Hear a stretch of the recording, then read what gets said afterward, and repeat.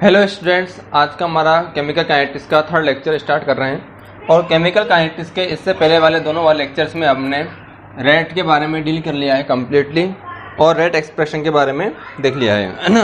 अब आगे जो हम बात करना चाह रहे हैं तो क्वेश्चन के देखिए, यहाँ पर क्वेश्चन है आपके पास कि ए प्लस ए से बन रहा है B plus half C product का फॉर्मेशन हो रहा है, और ए भी यहाँ पर गैसियस फॉर्म में है, बी भी यहाँ पर गैसियस फॉर्म में है, सी भी यहाँ पर गैसियस फॉर्म में है।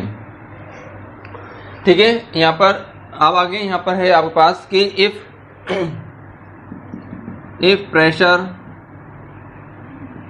Pressure of A increase, if pressure of A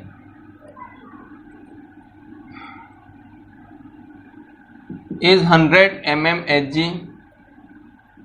at initial condition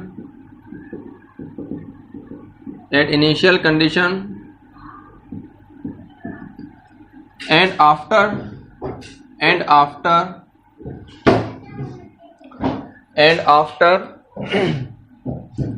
5 second pressure of reaction is 120 mm Hg. 120 mm Hg. Calculate rate of disappearance of A in mole, liter inverse, second inverse. ठीक है, question को पढ़िए, question को थोड़ा समझने की कोशिश करिए कि क्वेश्चन क्या पूछना चाह रहा है आपसे। ठीक है, क्वेश्चन को पढ़िए और क्वेश्चन को थोड़ा एनालिसिस करिए कि क्वेश्चन में आपसे गैस के रेस्पेक्ट में यहाँ पर बात हो रही है बेटा, तो गैस के रेस्पेक्ट में आपको यहाँ पर आंसर निकालना है। ठीक है, तो देखिए यहाँ पर इसका सॉल्यूशन देखते हैं। तो देखिए यहाँ पर सॉल्यूशन में ए से बन रहा है B plus half C, initial pressure T is equal to T1 time या 0 टाइम पर इसका प्रेशर है 100 mm Hg, और ये है 0 and 0, और T is equal to 5 second time पर इसका प्रेशर यहाँ पर माना कि P प्रेशर कम होता है इसका डिसोसिएशन से, तो इसका कितना प्रेशर इंक्रीज होगा B का P, और इसका कितना प्रेशर इंक्रीज होगा P/2। ओके, तो यहाँ पर देखिए 100 माइनस P प्लस P/2, और ये किसके इक्वल होगा 120 mm Hg के इक्वल होगा। तो अब P से P यहाँ पर कैंसिल आउट हो रहा है, P से P यहाँ पर कैंसिल आउट हो रहा है, और यहाँ पर देखिए आप ये बन जाएगा आपका pressure P/2 is equal to 20, तो P इज इक्वल टू कितना आ जाएगा, यहाँ पर P इज इक्वल टू कितना आ जाएगा, P इज इक्वल टू हो जाएगा हमारे पास 40 mm Hg। क्लियर है, 40 mm Hg वैल्यू किसकी आई है, ये P की आई है, यहाँ पर वैल्यू रखी है P की वैल्यू 40, तो हमारे पास आ जाएगा यहाँ पर 60 mm Hg। 60 mm Hg हमारे पास कब आ गया है, प्रेशर T टाइम पर। ठीक है, तो हमको क्या कैलकुलेट करना है, यहाँ पर रेट ऑफ डिसअपियरेंस कैलकुलेट करना है A का। तो रेट ऑफ डिसअपियरेंस होगा यहाँ पर delta P of A upon delta T। P of A initial minus final, initial है 100 और फाइनल है यहाँ पर अपना कितना है फाइनल 60 डिवाइड बाय टाइम कितना है 5, तो ये आ जाएगा हमारे पास 40/5, तो हमारे पास आंसर आ जाएगा रेट ऑफ डिसअपियरेंस का 8 mm Hg second inverse, 8 mm Hg second inverse. Clear है यहाँ तक? ओके, तो 8 mm Hg सेकेंड इनवर्स यहाँ पर हमारे पास mm Hg में आया बेटा यहाँ पर, और इस mm Hg को ATM सेकेंड इनवर्स में कन्वर्ट करने के लिए आप जानते हो कि 1 ATM में 760 mm Hg होता है, तो 760, तो ये हमारे पास आंसर किस में आ जाएगा, ATM सेकेंड इनवर्स में। ओके, और इससे प्रीवियस लेक्चर्स में हमने देखा है कि एटीएम सेकेंड इनवर्स को मोल लीटर इनवर्स सेकेंड इनवर्स में किस तरह से चेंज करते हैं। तो आपको पता है कि ATM second inverse is equal to ATM second inverse is equal to mol litre inverse second inverse into R into T. R और टी से डिवाइड करना पड़ेगा आपको एटीएम सेकेंड इनवर्स में आंसर लाने के लिए। तो फाइनल जो हमारा आंसर होगा, एक ऑप्शन आपको ये भी मिल सकता है 8 mmHg सेकेंड इनवर्स, बट आपको उसको टिक नहीं करना है, जल्दबाजी में आंसर गलत हो जाएगा आपका, क्योंकि आपका आंसर किस में निकलेगा, अभी mmHg में निकलेगा, फिर एटीएम में चेंज करना है, फिर यहाँ से रिलेशन करके आपको फाइनल आंसर तक पहुंचना है।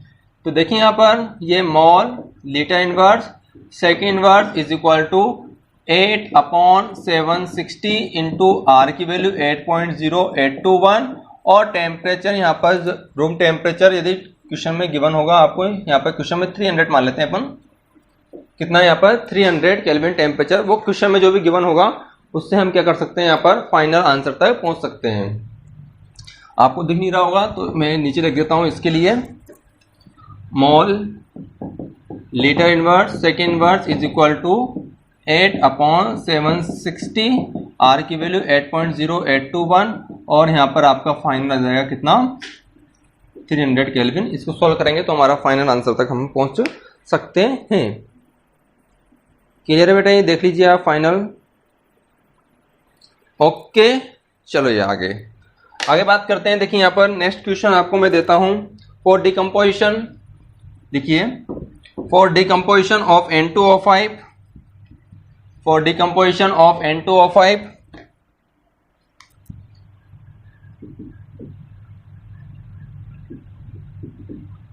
decomposition of N2O5 डिकम्पोज हो रहा है ये N2O4 प्लस हाफ O2 में, क्लियर है, at 127 degree centigrade, at 127 degree centigrade the initial pressure of N2O5, if initial pressure of N2O5 is 114 mmHg and after 20 seconds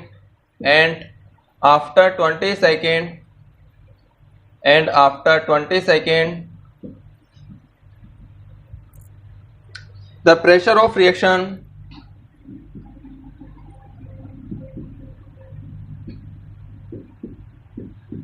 the pressure of reaction 130 mmHg, 130 mmHg.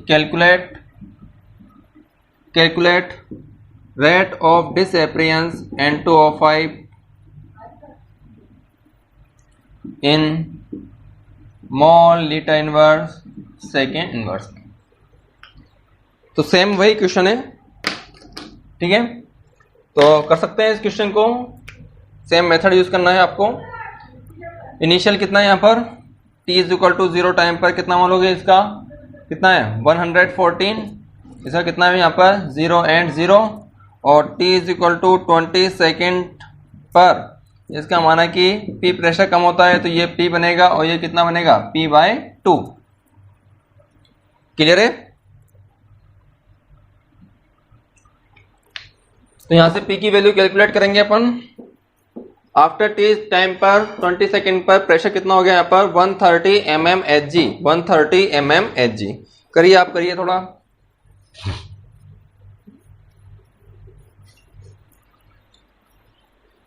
One 130 mmHg। तो लिखिए यहाँ पर 114 minus P/2 is equal to 130, तो ये हो जाएगा 114 plus P/2 is equal to 130। 130 minus 114 कितना हो जाएगा यहाँ पर 16 प्लस P इंटू 2 कितना हो जाएगा यहाँ पर 32 mmHg। ओके, तो यहाँ पर P की वैल्यू कितनी आ गई आपके पास 32, 2 और 11 माइनस 3 कितना हो जाएगा ये 8, तो 82 हो गया यहाँ पर। ठीक है, तो हमारे पास रेट ऑफ डिसअपीयरेंस क्या जाएगा, rate of disappearance is equal to delta N2O5 upon, sorry pressure है तो delta P of N2O5 upon delta T. P of N2O5 कितना है यहाँ पर 114 माइनस 82 अपॉन 20, तो यह आ जाएगा 32 अपॉन 20। नेक्स्ट इसको मोल लीटर सेकेंड इनवर्स में चेंज करने के लिए मोल लीटर इनवर्स सेकेंड इनवर्स, तो पहले प्रेशर को आप चेंज करोगे किसमें 760 से डिवाइड करोगे और साथ में 0.821 से और साथ ही साथ में टेम्परेचर 400 केल्विन।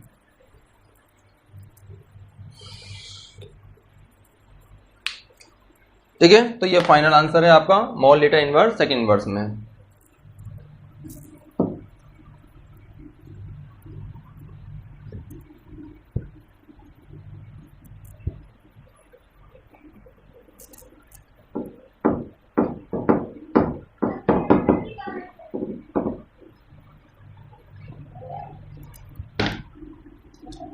ओके, अब देखिए हम नेक्स्ट बात करते हैं यहाँ पर इस चैप्टर में सबसे इंपॉर्टेंट टॉपिक जो है वह है रेट लॉ, है ना। रेट लॉ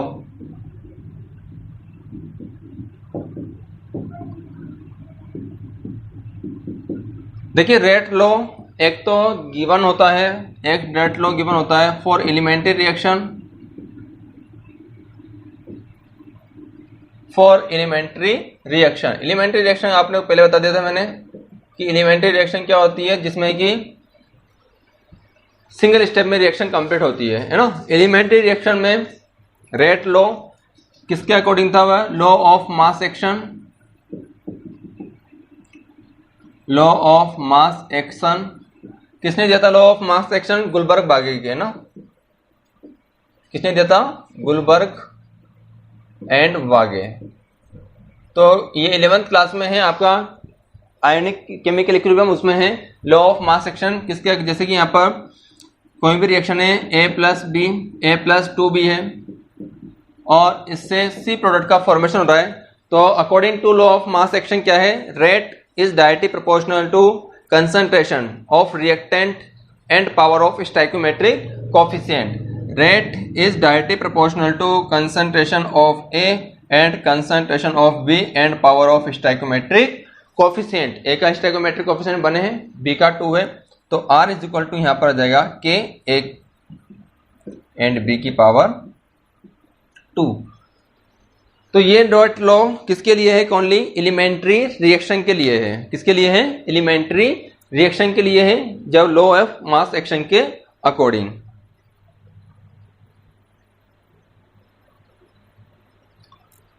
ठीक है, और मेनली जो रेट लॉ दिया जाता है वह रेट लॉ किसके लिए जाता है, कॉम्प्लेक्स रिएक्शन के लिए। किसके लिए दिया जाता है, ये कॉम्प्लेक्स रिएक्शन के लिए। कॉम्प्लेक्स रिएक्शन के लिए रेट लॉ किस तरह से होगा, देखिए यहाँ पर कॉम्प्लेक्स रिएक्शन के लिए यदि A+2B है और इससे C प्रोडक्ट का फॉर्मेशन हो रहा है, तो यहाँ पर आप रेट लॉ A की पावर P लिखोगे, B की पावर Q लिखोगे। कॉम्प्लेक्स रिएक्शन के लिए आपको जब तक एक्सपेरिमेंटली डाटा गिवन ना हो, कॉम्प्लेक्स रिएक्शन के लिए क्या है, यह एक्सपेरिमेंटल ही है। एक्सपेरिमेंटली डाटा जब तक आपको गिवन ना हो तब तक आप इसके पावर के बारे में कुछ नहीं बोल सकते हो।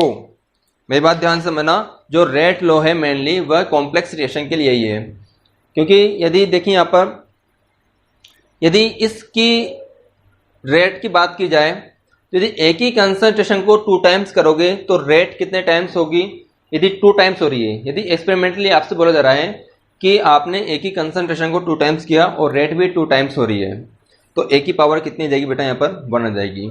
और बी की कंसंट्रेशन को आपने 2 टाइम्स किया और रेट कितने टाइम्स होगी, 4 टाइम्स होगी, तो बी की पावर कितनी लिखोगे आप, 2 लिखोगे। बी की पावर कितनी लिखोगे, 2 लिखोगे। कंसंट्रेशन को 2 टाइम्स किया, रेट 4 टाइम्स होगी, तो यहाँ क्यू की वैल्यू कितनी जाएगी बेटा, 2 आ जाएगी। इसका मतलब है कि जो ए की पावर मतलब 1 आ रही है, बी की पावर यहाँ पर 2 आ रही है अकॉर्डिंग टू एक्सपेरिमेंटल। और रिएक्शन में भी इस तरह से यदि आप रेट लॉ लिखोगे तो यही आएगा। तो मतलब ये रिएक्शन कैसे हो जाएगी, उस केस में ये रिएक्शन कैसे हो जाएगी, एलिमेंट्री रिएक्शन हो जाएगी। ठीक है ना। तो एक्सपेरिमेंटली आप बता सकते हो कि कौन सी रिएक्शन कॉम्प्लेक्स है, कौन सी रिएक्शन क्या है एलिमेंट्री रिएक्शन है, क्योंकि एक्सपेरिमेंटल से ही यहाँ पर पी और क्यू की वैल्यू फाइंड हो सकती है। तो रेट लॉ मेनली किसके लिए है? कॉम्प्लेक्स रिएक्शन के। According to this law we can not write the rate expression of any reaction. तो रेट लॉ के according this law we can not write rate expression, we cannot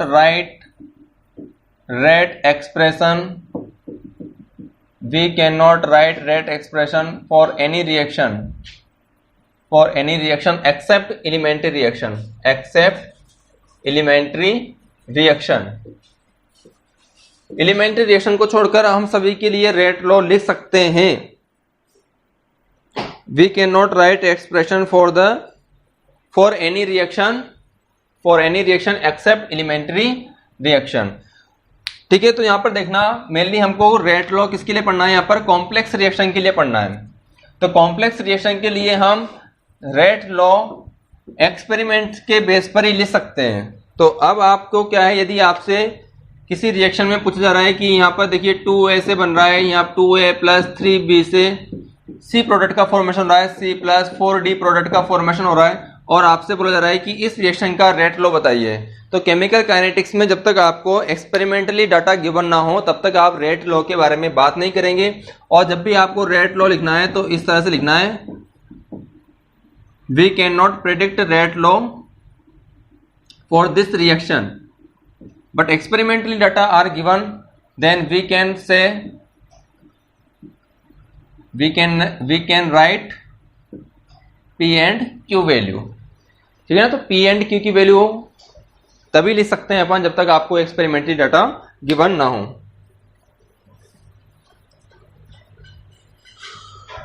ठीक है, तो ये P और Q किस पर डिपेंड है? ये P और Q किस पर डिपेंड है? ये depend only experimentally value, depend only experimentally data.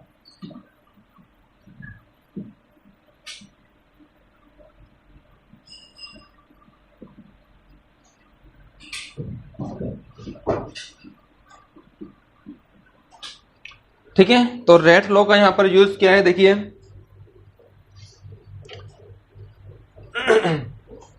Rate law का यूज क्या है यहां पर? ये तो यहां पर रेट है, ये क्या है? यहां पर रेट कांस्टेंट है। ए और बी क्या है? यहां पर कंसंट्रेशन ऑफ रिएक्टेंट है।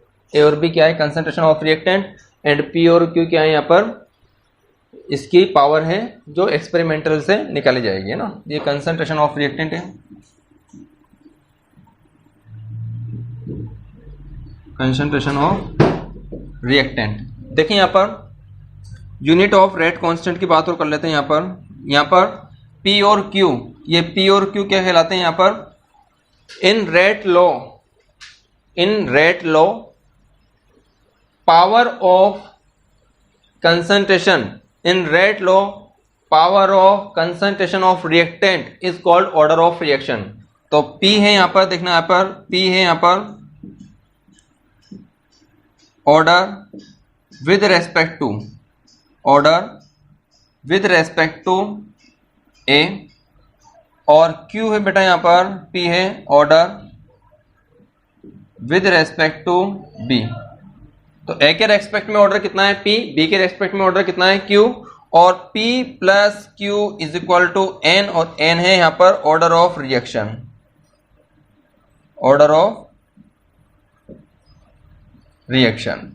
P एंड Q का सम यहां पर ऑर्डर ऑफ रिएक्शन कहलाएगा। P यहां पर ऑर्डर ऑफ मतलब ऑर्डर है with respect to A, Q है यहां पर order with respect to B। Okay, तो ये रेट लॉ है। तो बस आपको बस इस चैप्टर में या मैं ये कहना चाहता हूँ, समराइज यही है कि यदि आपको रेट के बारे में यहाँ पर बात करनी है तो जब तक आपको एक्सपेरिमेंटली कुछ कहा ना जाए तब तक रेट के बारे में हम नहीं बोल सकते। हमारा आंसर P और Q रहेगा या नॉट डिटरमाइन, है ना।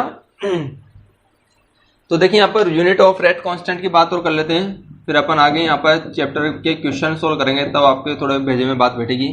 Unit of rate constant, unit of rate constant R is equal to क्या था, R is equal to K A की पावर P एंड B की पावर क्या थी Q, और इसको लिख सकते हैं अपन K, और ये कंसंट्रेशन की पावर क्या आ जाएगी N आ जाएगी। K तो क्या है रेट कांस्टेंट, R क्या है यहाँ पर रेट, और N क्या है यहाँ पर ऑर्डर ऑफ रिएक्शन। तो ऑर्डर ऑफ रिएक्शन हमको रेट कांस्टेंट की यूनिट निकालनी है यहाँ पर, तो K इज इक्वल टू क्या हो जाएगा, K is equal to rate upon concentration की पावर N, और रेट क्या होता है, रेट मेनली होता है mole litre inverse second inverse, और कंसंट्रेशन क्या होती है मोल लीटर इनवर्स की पावर N। ठीक है, तो ऊपर जाएगा तो ये हो जाएगा 1 माइनस N, ऊपर जाएगा ना ये, तो ये ऊपर जाएगा तो हो जाएगा मोल की पावर ऊपर जाएगा 1 माइनस N, और ये हो जाएगा लीटर, लीटर की पावर माइनस, माइनस में आगे क्या जाएगा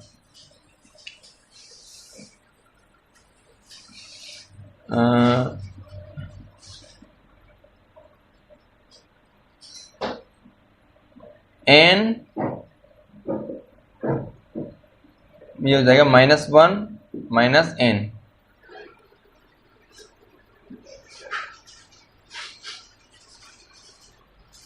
ठीक है, और क्या बन जाएगा ये सेकेंड इनवर्स, ये होगा ना, माइनस कॉमन ले लो वहां पर, तो ये तो हो जाएगा मोल की पावर 1 माइनस N, लीटर की पावर यहाँ से कॉमन ले लोगे तो क्या बच जाएगा N minus one second inverse. ये K की यूनिट का फॉर्मूला है। N यहाँ पर है ऑर्डर ऑफ रिएक्शन, N क्या है यहाँ पर ऑर्डर ऑफ रिएक्शन। यदि जीरो ऑर्डर की बात की जाए, if n is equal to zero, n is equal to zero, तो यूनिट क्या होगी n is equal to zero करो, तो जीरो करोगे यहाँ पर तो मोल 1 माइनस जीरो, तो मोल की पावर 1 लीटर की power -1 and second inverse. n is equal to 1 मतलब फर्स्ट ऑर्डर, फर्स्ट ऑर्डर के लिए यूनिट क्या होगी, फर्स्ट ऑर्डर के लिए मोल का कैंसिल हो जाएगा, लीटर का कैंसिल हो जाएगा, केवल क्या बचेगा second inverse. n is equal to, तो यूनिट क्या होगी, यूनिट क्या होगी वहां पर 2 वैल्यू रखोगे तो क्या हो जाएगा मोल की पावर क्या होगा मोल की पावर -1 लीटर की पावर 1 लीटर की power 1 and second inverse. n is equal to 3 मतलब third order reaction, third order reaction के लिए यूनिट क्या होगी, थर्ड ऑर्डर रिएक्शन के लिए यूनिट क्या होगी मोल की पावर -2 मोल की पावर -2 लीटर की पावर 2 एंड सेकेंड इनवर्स। तो ये रेट कांस्टेंट के डिफरेंट डिफरेंट यूनिट है, इसको आपको निकाल सकते हैं इसके मेथड से। क्लियर है ये?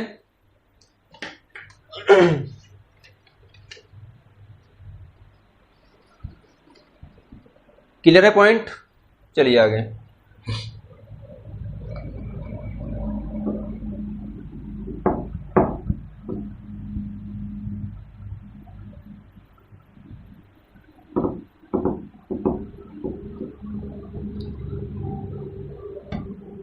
क्वेश्चन है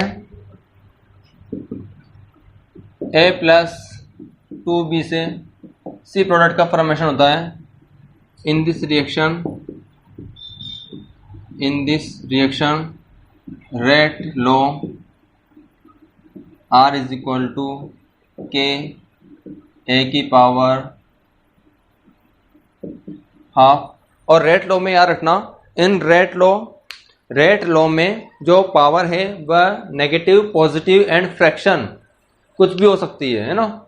इन रेट लो, ये पॉइंट स्टार्ट अलग से लेना, in rate law power of concentration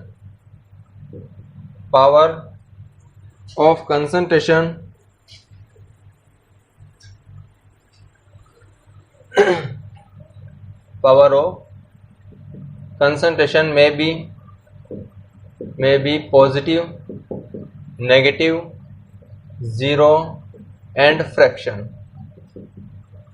मतलब कॉम्प्लेक्स रिएक्शन के लिए यदि रेट लॉ लिखा जा रहा है तो वह कुछ भी हो सकता है ना। तो यहाँ पर देखिए रेट लॉ आपको गिवन है A की पावर 1/2 एंड B की power 0। Find unit of rate constant, unit of rate constant. Rate constant की यूनिट क्या होगी इस केस में? तो आपको इसके अकॉर्डिंग रेट नहीं सोचना है, रेट लो के अकॉर्डिंग ही रेट है। यही है मेनली एक्सपेरिमेंट के बेस पर। एक्सपेरिमेंट के बेस पर ये क्या कहना चाह रहा है आपसे कि यदि एक ही कंसंट्रेशन को 4 टाइम्स करते हैं तो रेट, एक ही कंसंट्रेशन को 4 टाइम्स करते हैं तो रेट 2 टाइम्स होती है। तो ए की पावर कितनी लिखोगे आप? 1/2, इसलिए 1/2 आया है ना। और बी की कंसंट्रेशन को चेंज किया आपने 2 टाइम्स, रेट में इफेक्ट नहीं आया तो क्या हो जाएगा? वह 0 आया है। तो वो आपको क्वेश्चन में गिवन है, उसको अपन आगे देखेंगे कि आपका रेट लो इस तरह से क्वेश्चन में गिवन है, आपसे रेट कांस्टेंट पूछ रहा है। तो रेट कांस्टेंट का हमारे पास फॉर्मूला क्या है? मोल की पावर 1 - n, लीटर की power n-1 and second inverse. तो ये हो जाएगा मोल की पावर 1 - हाफ, कितना हो जाएगा? हाफ, लीटर की पावर -हाफ और सेकेंड इनवर्स। क्लियर है? इजी क्वेश्चन है। नेक्स्ट देखिए यहाँ पर, यदि ए से बन रहा है 2b और इससे सी प्रोडक्ट का फॉर्मेशन हो रहा है,